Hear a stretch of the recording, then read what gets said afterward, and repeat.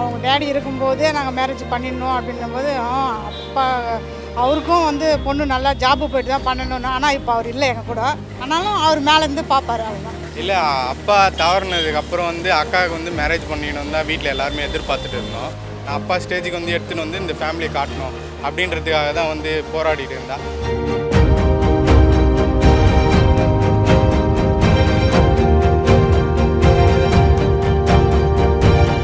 என்னுடைய நேம் கீர்த்தனா. நான் வெள்ளூர் பிரான்ச் வரண்டா ரேஸ்லேருந்து வரேன். இன்றைக்கி நடந்த கவுன்சிலிங்கில் நான் வந்து ரெவென்யூ அசிஸ்டன்ட் வெள்ளூர் சூஸ் பண்ணியிருக்கேன். இந்த போஸ்ட் வெள்ளூர் பிரான்ச் எனக்கு ரொம்ப சப்போர்ட் பண்ணாங்க. இந்த போஸ்ட் எடுக்கிறதுக்கு மெயின்ஸுக்கு நல்லா ட்ரைனிங் கொடுத்தாங்க. ப்ளஸ் நிறைய டெஸ்ட் சீரீஸ்லாம் கண்டக்ட் பண்ணாங்க. என்னுடைய பேரண்ட்ஸ் ரொம்ப சப்போர்ட்டிவாக இருந்தாங்க. என்னுடைய மதர் அண்ட் பிரதர், அப்புறம் என்னுடைய ஃபேமிலி, அதுக்கப்புறம் வெராண்டா ரேஸ். எல்லாமே ஸ்ட்ரகிள் தான்.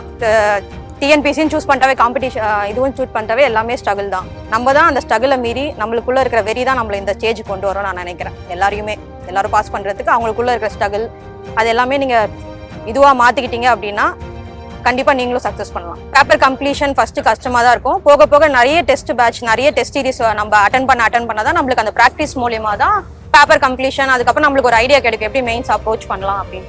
கஷ்டப்பட்டு தான் படித்தாங்க. அவங்க ஒன்று மேரேஜ் பண்ணிக்க மாட்டேன், நான் வேலைக்கு போய் கவர்மெண்ட் ஜாப் போயிட்டு தான் மேரேஜே பண்ணுவேன், அவங்க டேடி இருக்கும்போதே நாங்கள் மேரேஜ் பண்ணிடணும் அப்படின்னும்போது அப்பா அவருக்கும் வந்து பொண்ணு நல்லா ஜாப்பு போயிட்டு தான் பண்ணணும்னு. ஆனால் இப்போ அவர் இல்லை எங்கள் கூட.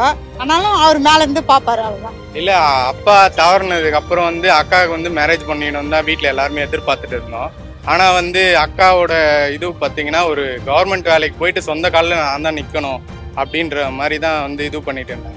நானும் சின்ன ஒரு இதுவில் தான் வேலைக்கு போயிட்டுருக்கேன்.